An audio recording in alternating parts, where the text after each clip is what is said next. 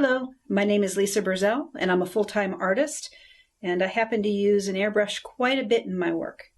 In fact, the equipment that we're going to be looking at today came from my studio and my own personal kit, where it's been used and occasionally abused. Airbrush is easy to start learning, but it does require an investment in time and practice in order to truly master. The more you use the airbrush, the more it can do for you. Think of the airbrush not so much as a magic wand, but as a very powerful tool in your culinary arsenal. So let's go over some airbrush basics. The business end of the airbrush is the needle and the nozzle. They fit together just like that. The size of the needle and the nozzle decide how fine a line you can spray and how thick a fluid will go through the airbrush. The needle and nozzle are the heart of the airbrush, and they sit right about there. It's not the size of the airbrush body that decides how fine a line the airbrush can actually paint. For example, this XN and this TG2 paint the exact same size lines.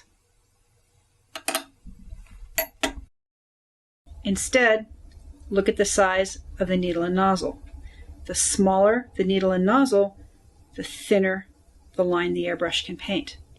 The larger the needle and nozzle, the wider the line the airbrush can paint, and the heavier fluid will go through the airbrush for things like pearls, lusters, even up to cocoa butter. All airbrushes require an air source measured in PSI, pounds per square inch. The PSI you need for a specific project depends on the airbrush, the fluid you're spraying with, and the surface you're painting on. More about that another time. Now let's look at airbrush styles. The style of the airbrush you use for a project is as much a matter of personal preference as understanding their individual strengths. The single action is the most basic airbrush and works like a miniature spray can. It's simple to operate, has few moving parts, and is thick product friendly, but it does have limited versatility. This is why single actions are usually associated with large coverage, big sparkles, or extra thick liquids like cocoa butter. These are top feed airbrushes, also known as gravity style. This is the most common airbrush configuration and what usually comes to mind when you hear the word airbrush. This has a traditional manual transmission clutch configuration and operation. Push down for air, pull back for color. The more you pull back, the more color you get. Because the liquid color is above the needle up here in this cup, gravity helps push the color through the airbrush. So top feeds are low PSI friendly. But the cup on the top limits work angles, and the cup's capacity determines how large a coverage is practical. This is why top feeds are usually associated with fine detail work. The bottom feed airbrush is also known as the siphon style. This style may be familiar to you from watching t-shirt and temporary tattoo artists at the fair.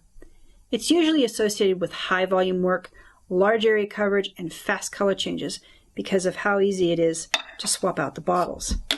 But the bottles make the airbrush bulkier.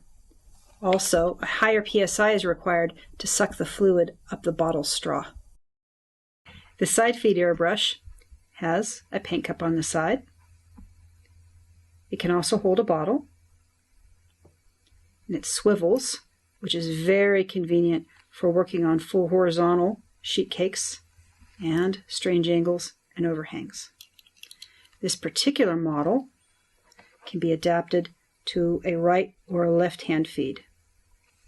There is a longer fluid path than when the gravity style, but a shorter one than the bottom feed. This particular side feed is also a trigger style airbrush. The trigger style is the newest thing in airbrushes and is available in the top feed or side feed. Engineering makes the trigger style the automatic transmission of airbrushing. Pull back for air, continue pulling back for fluid. If you've never used an airbrush before, the trigger is often easier to learn than the traditional style. The ergonomic design reduces hand fatigue. This makes the trigger style a serious option for people with hand problems like carpal tunnel or someone with arthritis like myself. But The trigger uses different muscles than a traditional airbrush, so someone who's mastered fine lines with a traditional airbrush will need to hone those new motor skills.